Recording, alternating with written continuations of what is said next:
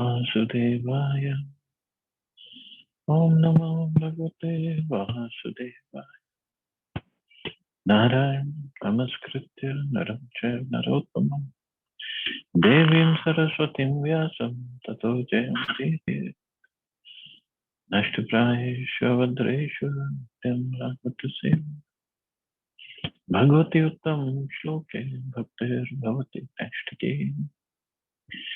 So continuing with the discussion on Srimad Bhagavatam, Canto 5, Chapter 24, the subterranean heavenly planets, text number 21 onwards. The Supreme Personality of Godhead, who is situated in everyone's heart as a super soul, sells himself to his devotees, such as Narad Muni.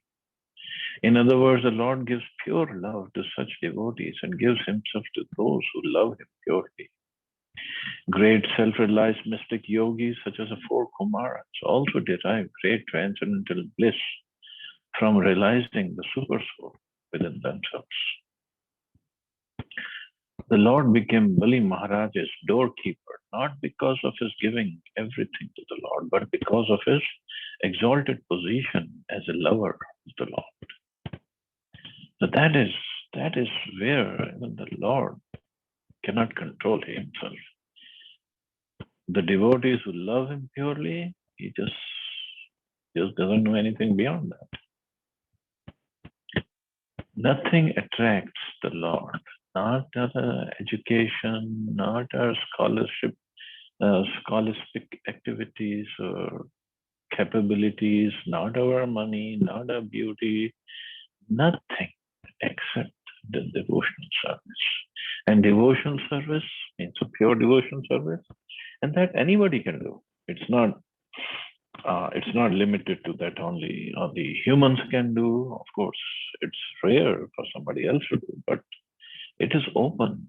And it's not that only Brahmins can do, only Indians can do. It's nothing like that. And the Lord, he just loves his devotees. That's all he loves. Text 22. The Supreme Personality of Godhead did not award his mercy to Bali Maharaj by giving him material happiness and opulence, for these make one forget loving service to the Lord. And the result of material opulence is that one can no longer absorb his mind in the Supreme Personality of Godhead. So that was not his mercy. His mercy was loving exchange. Purport Prabhupada writes, there are two kinds of opulence. One which results from one's karma is material, whereas the other is spiritual. A surrendered soul who fully depends upon the Supreme Personality of God does not want material opulence for sense gratification. Therefore, when a pure devotee is seen to possess exalted material opulence, it's not due to his karma. Rather, it is due to his bhakti. In other words, he is in that position because the Supreme Lord wants him to execute service to him very easily and opulently. The special mercy of the Lord for the neophyte devotee is that he becomes materially poor. But that is for the neophyte devotee. Special mercy of the Lord for the neophyte devotee is that he becomes materially poor. This is the Lord's mercy because if a neophyte devotee becomes materially opulent, he forgets the service of the Lord. However, if an advanced devotee is favored by the Lord with opulence, it is not material opulence, but a spiritual opportunity. Material opulence offered to the demigods causes forgetfulness of the Lord. But opulence was given to Bali Maharaj for continuing service to the Lord, which was free from any touch of Maya. So if at all we pray to the Lord for opulence, we should pray for this kind of spiritual opulence, where we don't forget him, because the real opulence is to remember him always. The rest of the opulence comes in. And as there is a chance, if we are not as pure as Bali Maharaj, then we can forget the devotion service or loving service to the Lord. once we get opulence. And people do that. They also become offensive to other devotees once they become opulent. So only opulence we want, we need, we should pray for just service to the Lord. That's it. Text 23. When the Supreme Personality of Godhead could see no other means of taking everything away from Bali Maharaj, he adopted the trick of begging from him and took away all the three worlds. Thus only his body was left. Means only Bali Maharaj's body was left, but the Lord was still not satisfied. He arrested Bali Maharaj, bound him with the ropes of Varuna, with the ropes of water. Varuna means water, and threw him in a cave in a mountain. Nevertheless, all his property was taken and he was thrown into a cave. Bali Maharaj was such a great devotee that he spoke as follows. See, here also Shukdev Goswami was describing all the different planets, planetary systems below Earth. So he described Atal, Tal, and then he came to Sutal. And for Sutal, because Bali Maharaj is there, then he stopped and he started glorifying Bali Maharaj. He was supposed to describe the planets, not Bali Maharaj. But this is the nature of a devotee. Whenever he finds something very relishing about the devotee, and when he finds something that he can glorify a devotee, he just forgets everything else. And here he is glorifying devotee and glorifying Bali Maharaj. Of course, it will come in detail later on. But this whole story, pastime of Vaman Dev is so beautiful, so many instructions there. And also, this is a great lesson for us to learn that even if, when in our devotional service, even if Krishna takes away everything, not just takes away everything, he humiliates, he sees that his devotee is insulted, humiliated. Bali Maharaj, he was the king of the universe.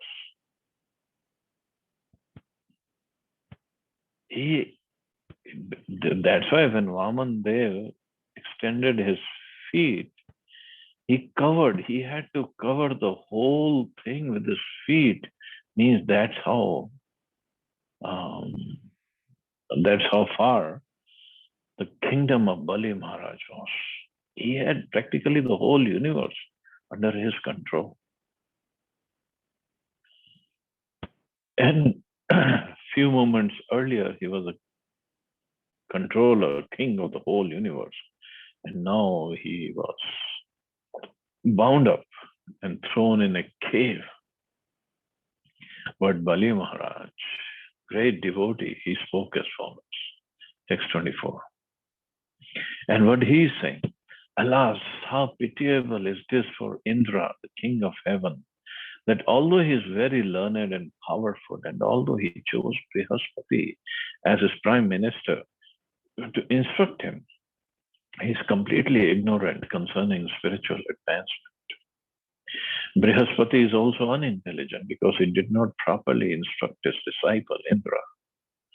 Lord Vamandev was standing at Indra's door, but King Indra, instead of begging him for an opportunity to render transcendental loving service, engaged him in asking me for alms to gain the three worlds for his sense gratification.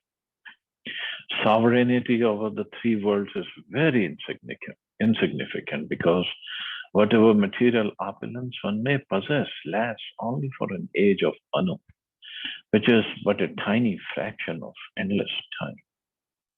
So here he's bound up with the ropes and he's saying that Indra, it's so steep, so low that he chose Brihaspati to instruct him, and what did they do? They asked Vamandev to come and get his kingdom back, instead of begging him for an opportunity to render transcendental loving service. Of course, that is Bali Maharaj's viewpoint, which is right. He's a Mahajan. He's one of the 12 Mahajans, so he's a Mahajan, so he's correct. But there is another way of looking at this. That Indra wanted the kingdom back because he wanted to do his service. It was his service to be the king of the leader of the demigods, and for that he had to have the kingdom back. And he's also pure devotee, and Bali Maharaj is also pure devotee. Anyway, everybody has his own way of analyzing things. And this is the beauty of devotional service. Everybody is correct. Bali Maharaj is also correct. Indra is also correct. Bali Maharaj was so powerful that he fought with Indra and took possession of the three worlds. Indra was certainly very advanced in knowledge, but instead of asking Vamandev for engagement in his service, he used the Lord to beg for material possessions that would lie finished at the end of one age of Manu. Because all these demigods, they only rule for one Manvantar.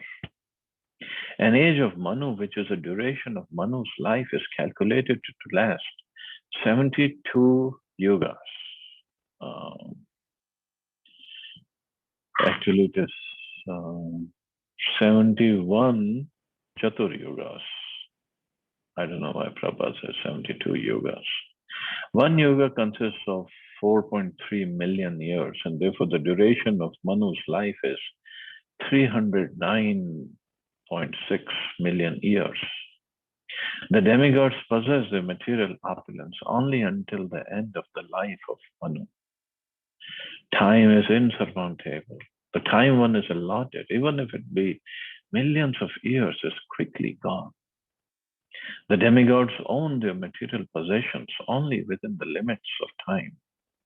Therefore, Bali Maharaj lamented that although Indra was very learned, he did not know how to use his intelligence properly. For instead of asking Vamandev to allow him to engage in his service, Indra used him to beg Bali Maharaj for material wealth.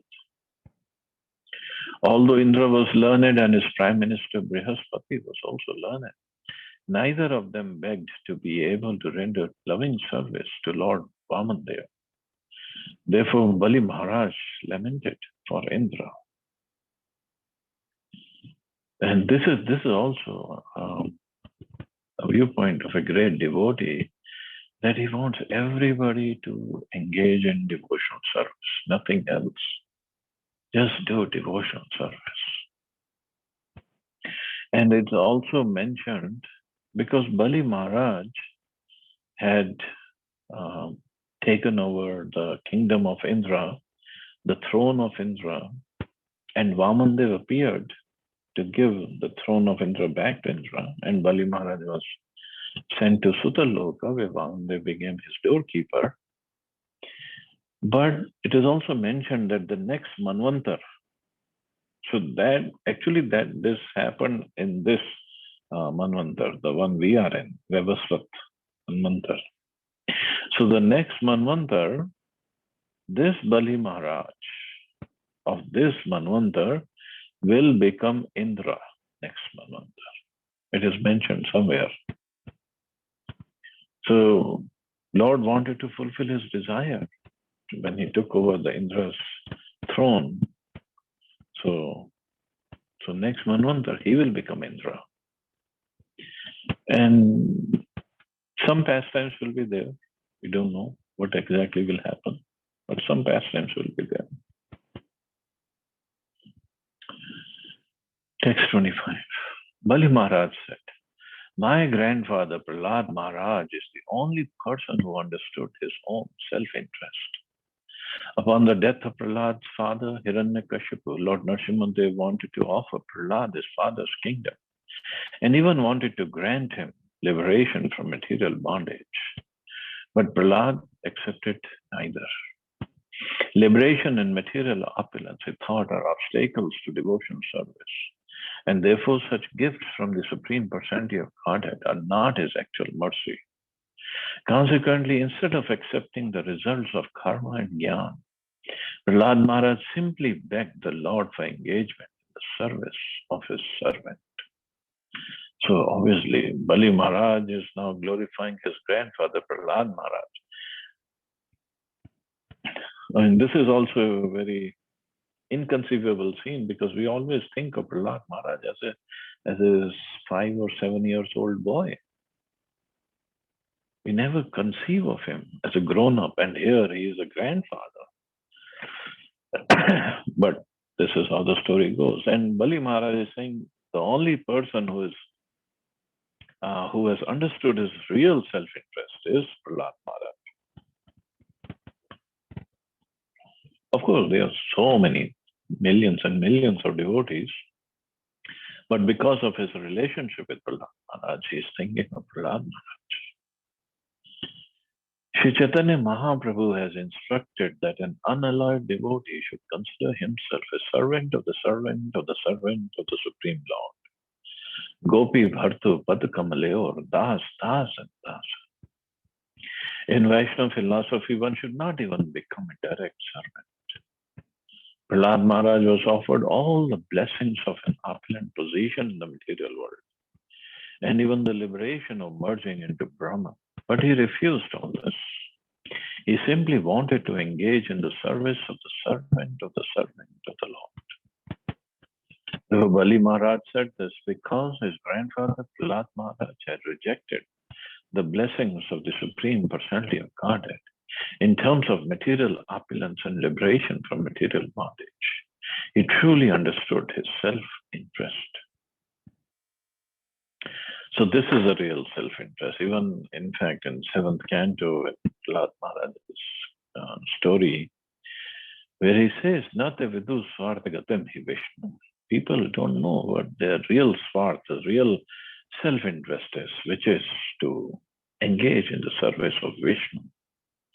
But people just don't know this.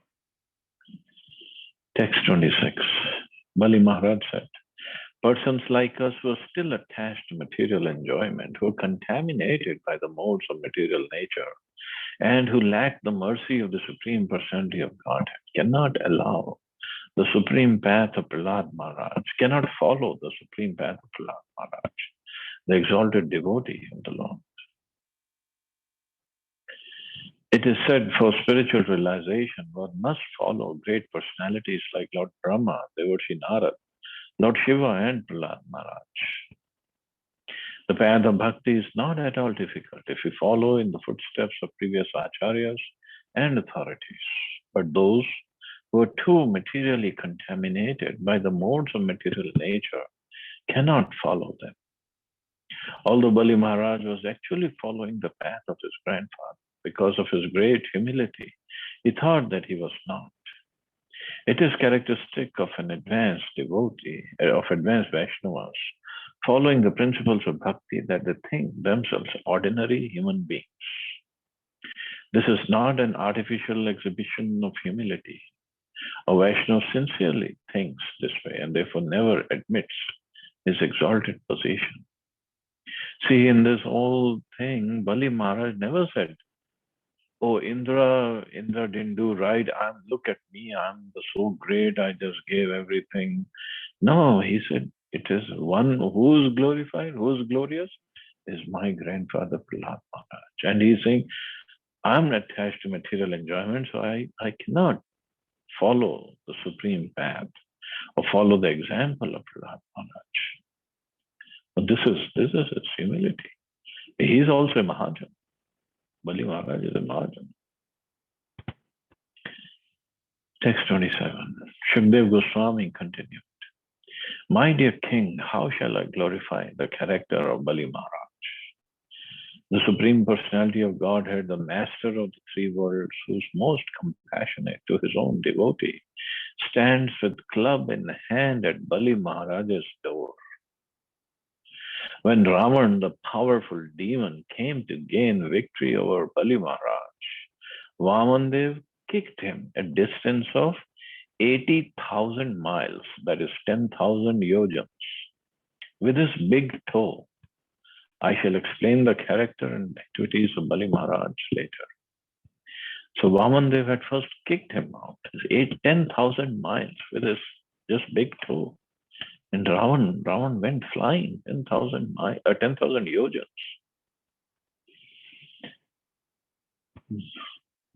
Somehow we don't talk here in terms of meters or this or that. It's thousands of yojans we talk about.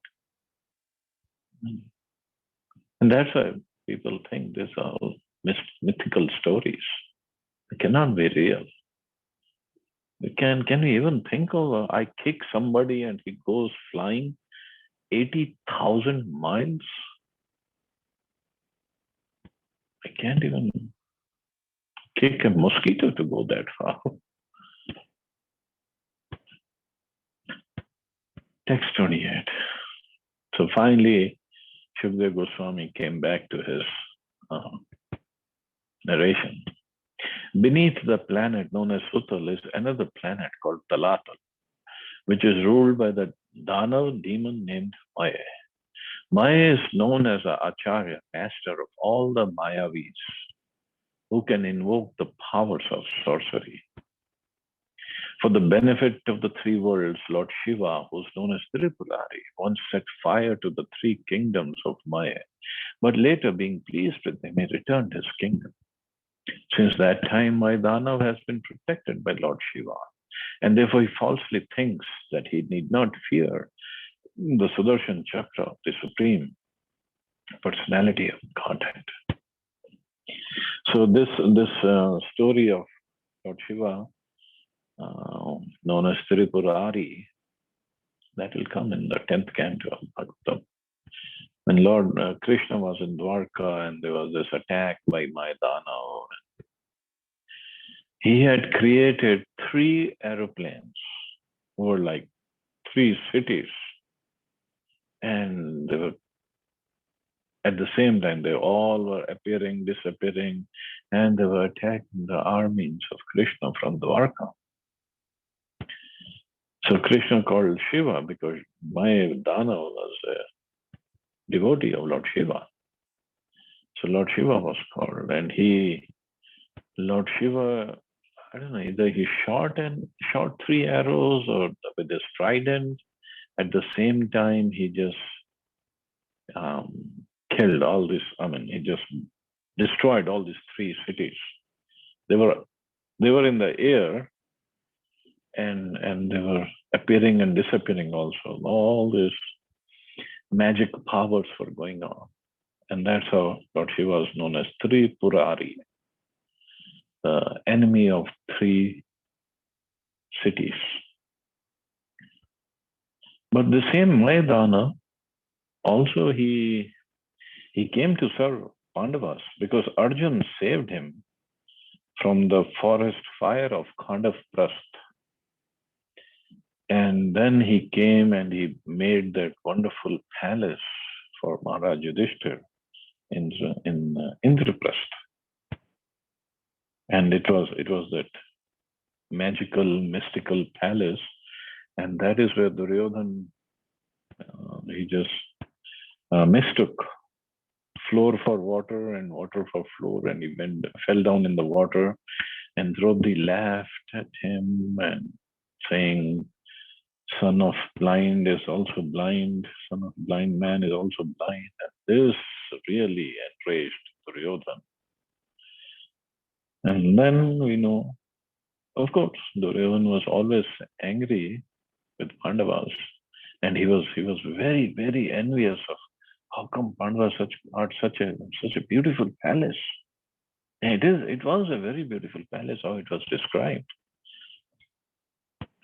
But then he really lost his head.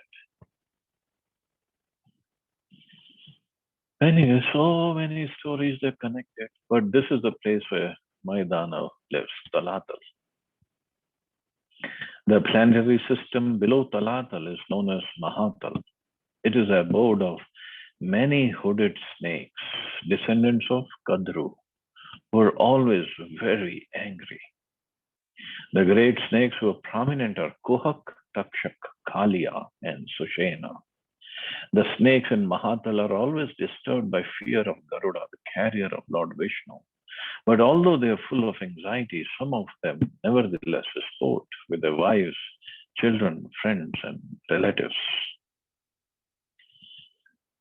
So that is where Mahatal is, where all these great snakes live. Kuhak, Takshak. Takshak came from Mahatal to bite Parikshit Maharaj. And his other snakes, Kalia. Kalia was also in Mahatal. And they always live in the fear of Garuda. Because Garuda, he likes to kill and eat snakes. So another beautiful story of Garuda and Kalia. So Garudaji used to go to Mahatal to eat snakes. But in the process, he would also kill so many snakes. So all these snakes at Mahatal, they had a meeting. They said, this is not right that Garudaji comes, and of course he's so powerful, we cannot defeat him. But he comes and he eats and he kills so many snakes, so many of our people he kills. So they had a deal with Garudaji that, okay, every time we set up a time with you, and whenever you come, we'll give you this many snakes. And that's it. You kill them, eat them, and go away. You don't kill the rest of us. So, okay, the deal was made. So the time came when Garuda had to come and kill Kalia and eat him. But Kalia was very powerful snake, very, very powerful. And he said, I'm just going to present myself to Garuda just to kill me and eat me. I'm going to fight with him. So when Garudaji came, they started fighting. Kalia was not giving up, but Garudaji was very powerful. And then Kalia, out of fear, he ran away from there. He ran and Garudaji was following him and he ran. And where did he come? He came to Yamuna in Braj. And he took shelter of Yamunaji. Now in Yamuna of Vrindavan or Braj, there was a rishi named Sobhri Rishi. And he was doing his tapasya inside the water of Yamuna, under the waters. That was some time ago. So what used to happen, Garudaji used to come to Yamuna also, and he would eat the fishes of Yamuna in Braj. So now Sobri Rishi was there and he was doing his meditation, and although he saw the fishes being eaten by Garuda, and the fishes also went to him and spoke to him that we are afraid of Garuda. So Sobri Rishi, by his tapoval, he pronounced a curse on Garuda. If Garuda comes here and tries to eat, and he comes anywhere near Yamuna, his head will burst and he will die. So Garudaji could not go to Yamuna in Vrindavan. Kalia somehow knew this story. So when he ran from Mahatal, he came to earth and he took shelter of that water of Yamuna. And that Yamuna, where Kalia took shelter, was not the main river Yamuna. It was a side thing. It's called Kalia Daha. So it wasn't in the flowing river. It was a standing water. So now Sobri Rishi had cursed Garuda. So you see, so many stories are connected. And because of this cursing of Garuda, Garudaji is not an ordinary person. He's carrier of Lord Vishnu. He's a pure devotee of Lord Vishnu. His wings, when he flaps his wings and Vishnuji is sitting on Garudaji, then the wings produce a sound of Vedas.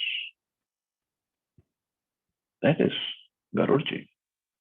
So Sobri Rishi, when he cursed Garuda, he committed an offense against a pure devotee. So because of this offense, even though he was a great mystic, sage, mystic yogi, and he was performing his austerity under the waters of Yamuna, he fell down. He saw two fishes um, making making love, and he developed a desire to also have union with some female, and he came out of water. And that story also comes in Bhagavatam later on. And I believe, if I'm not wrong, there was a kingdom of Maharaj Mandhapa, and he had many daughters, and he wanted to get them married. So he arranged for a swamvar, and Sobri Rishi went there. And Sobri Rishi said, "I want to marry your daughters." But King Mandhata said that he could not say no to Sobri Rishi, and he could not say yes either. He could not say no because he knew how powerful this sage is. And he could not say yes because so many years of tapasya in the water, the sage was not very good looking. So Sobri Rishi understood his situation. So he came out of the palace and he turned himself into a very young, handsome prince. And then when he went back, all the daughters of Maharaj Mandhata, they chose that man, Sobri Rishi, as his husband. So anyway, so that was his story. Now, because Sobri Rishi wasn't there, but the curse on Garuda was still active, so he could not come to those waters.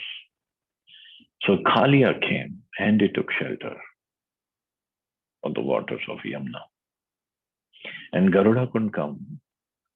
And now Kalia, it is said, there are many who are always very angry in the abode of many-hooded snakes.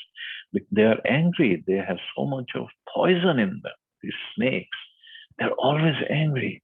And because of this poison of Kalia, all the whole water of that Yamuna Daha became poisonous, and all the trees nearby, they all dried up. And it is said any bird flying over that water, because of there was so much of poisonous fumes coming from that water, even the birds who were flying over, they would also fall down dead.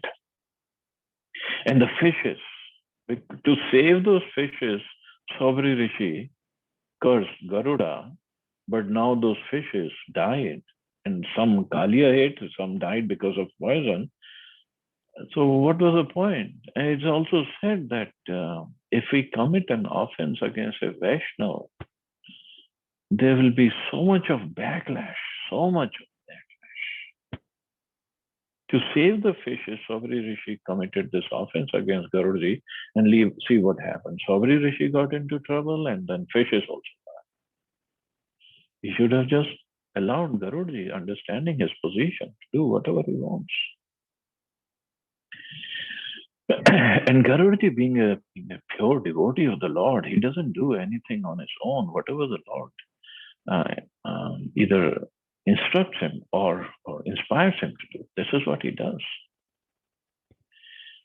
But anyway, so connected to that story, I think there are so many stories interconnected. Once there was a fight about, I don't know all the details of the story. There was a pot of nectar, not the same pot that came out of churning of the ocean. There was another pot of nectar, and somehow these snakes, Kadru's sons, Daksha, Kalia, and all these sons, they got hold of that pot. And Garudaji came and he grabbed that pot and he flew away. And all these snakes were following him. And Garudaji flying, he came. He kept that pot of nectar on one Kadamba tree at the banks of which later became Kaliyadaha. So one drop of nectar fell down on that kadamba tree. And then Guruji took further, and then I don't know who he delivered it to. So why I'm saying this story, that because of that drop of nectar on kadamba tree, although all the trees at the banks of that Kaliyada, they were dried up, they got killed. But that kadamba tree was green, forever green.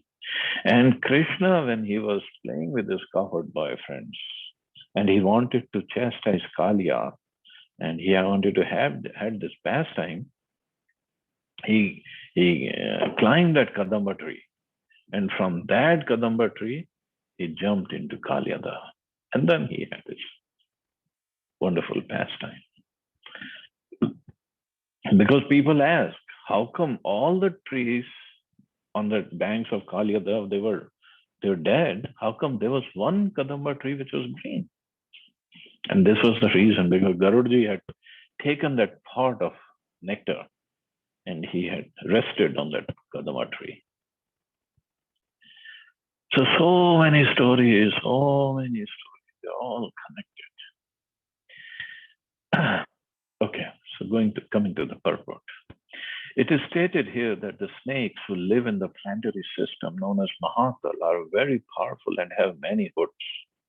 They live with their wives and children and consider themselves very happy, although they are always full of anxiety because of Garuda, who comes there to destroy them. This is the way of material life. Even if one lives in the most abominable conditions, he still thinks himself happy with his wife, children, friends, and relatives. And he thinks, oh, janasya moho ayam aham ameti. But they always with the fear of Karuna. Text 30. Beneath Mahatal is a planetary system known as Rasatal, which is the abode of the demoniac sons of Diti and Danu. They are called Panis, Nivat Kavach, Kalayas, and Hiranya Purvasis, those living in Hiranyapura. They are all enemies of the demigods, and they reside in holes like snakes. From birth, they are extremely powerful and cruel. And although they're proud of their strength, they're always defeated by the Sudarshan Chakra of the Supreme Personality of Godhead, who rules all the planetary systems. When a female messenger from Indra named Sarma chants a particular curse, the serpentine demons of Mahatal become very afraid of Indra. It is said that there was a great fight between these serpentine demons and Indra, the king of heaven. When the defeated demons met the female messenger Sarma, who was chanting a mantra, they became afraid, and therefore they're living in the planet called Rasatal. See, so many abominable things go on in Mahatal, Dalatal, Rasatal, and now let's see about Patal. Beneath Rasatal is another planetary system known as Patal or Nagloka, where there are many demoniac serpents, the master of Nagloka, such as Shankha, Kulika, Mahashankha, Shweta, Dhananjaya, Dhritarashtra, Shankhachuda, Kambal, Ashwatar, and Devadat. The chief among them is Vasuki. They're all extremely angry and they have many, many hoods. Some snakes, 5 hoods, some 7, some 10, others 100, and others 1,000 hoods. These hoods are bedecked with valuable gems, and the light emanating from the gems illuminates the entire planetary system of Bilsvarga. So this is where from the light comes to all the planets of Bilsvarga. It's just amazing. This whole thing is so amazing, creation.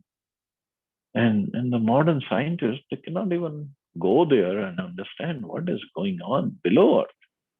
They cannot even understand what's going on above Earth, what to speak of below Earth. But Bhagavatam tells everything in detail.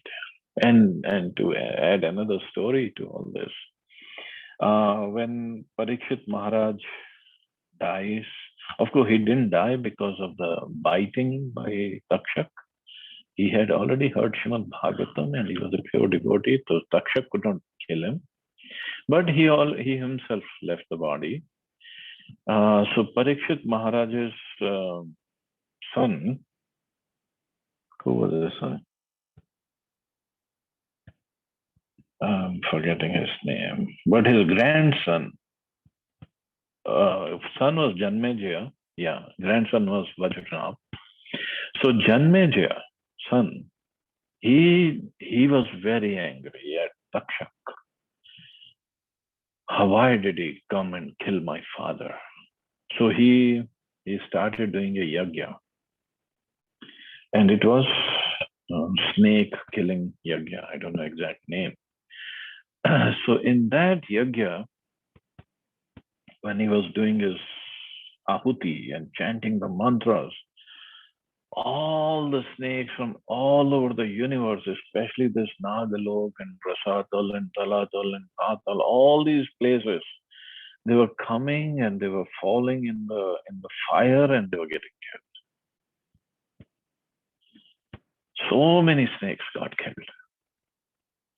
And then Brahmaji had to appear and he prayed to and he instructed Janmejaya that yes, we understand your anger, but you cannot kill all the snakes. This will change the whole system of creation. The snakes are there for some reason. And the whole system will become imbalanced. So stop this yagya right now. So then he stopped that yagya, and then the snakes were protected. So I guess we can stop here because there ends the 24th chapter. Tomorrow we can start the 25th chapter.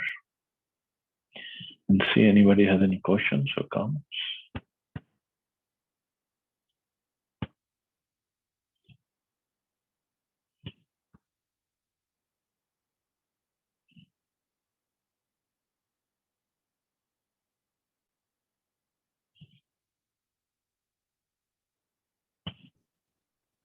Hare Krishna, Prabhuji.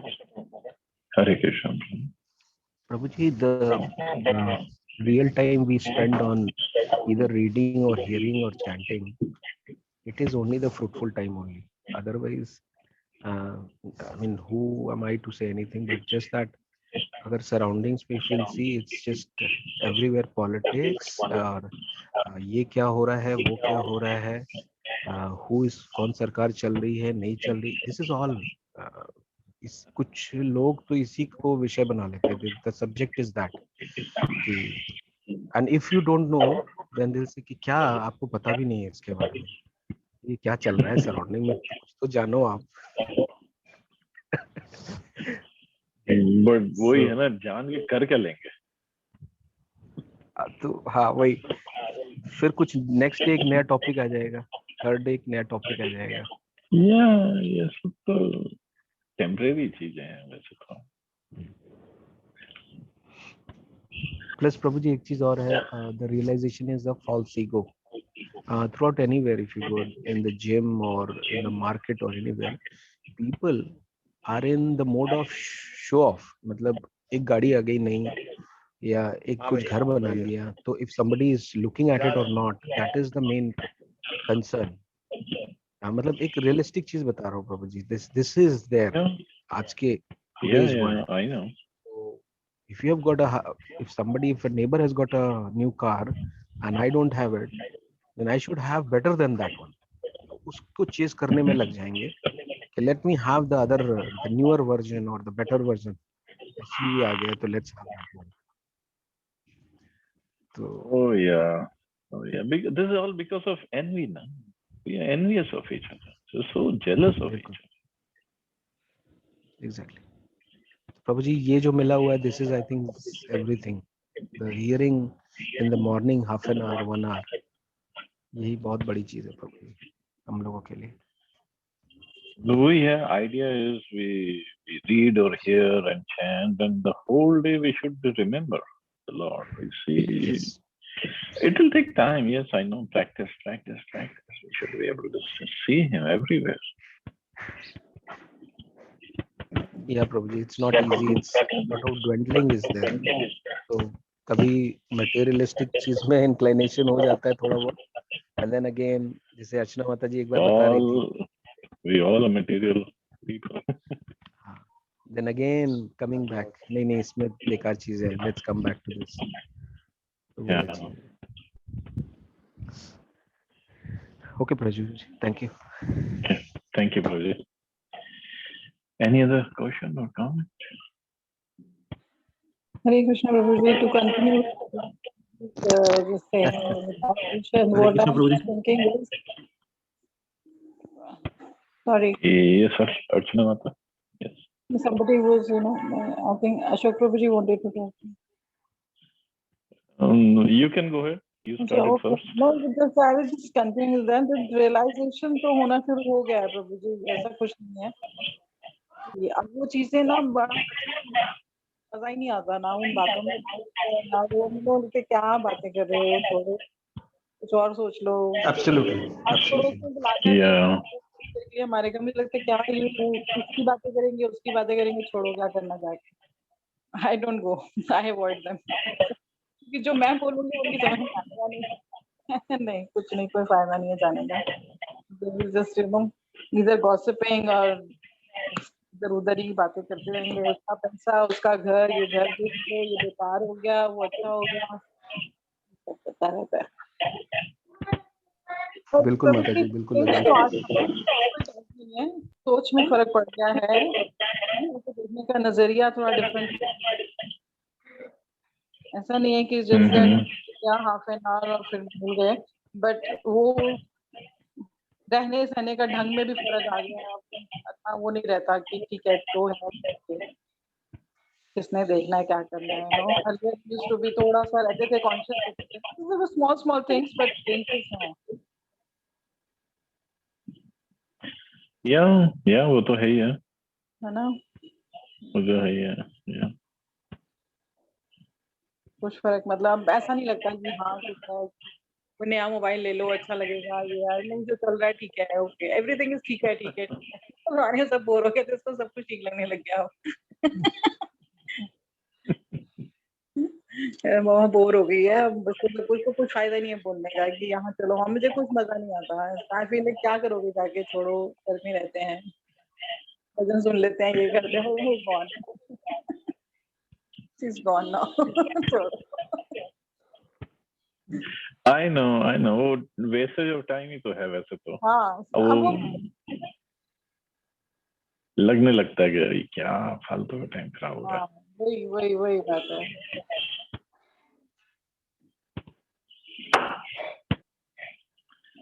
Thank you Prabhu ji. Thank you.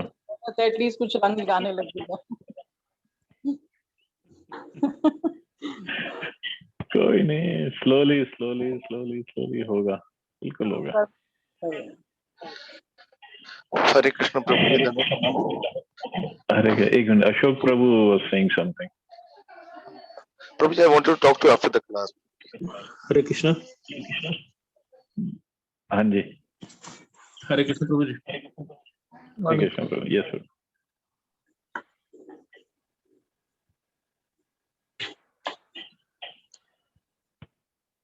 Hare Krishna.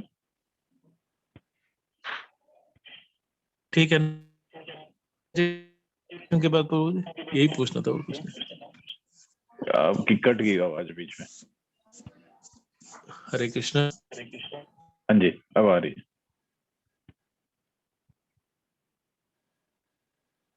Cut गई. वो room के अंदर होंगे इसलिए नहीं आवाज आ रही sir. हो सकता है. मेन क्वेश्चन में कट जा रहा है प्रभु जी. हाँ वो हरे कृष्णा पे आ जाती है, बाकी में कट जाती है. वो तो मैंने. चलो. Yes Pramod Prabhu ji, you were saying something. Prabhu ji, I want to talk to you for 2 minutes after the class.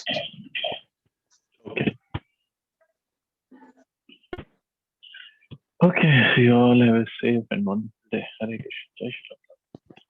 Hare Krishna. Hare Krishna. Jai I'll stay back in the Zoom.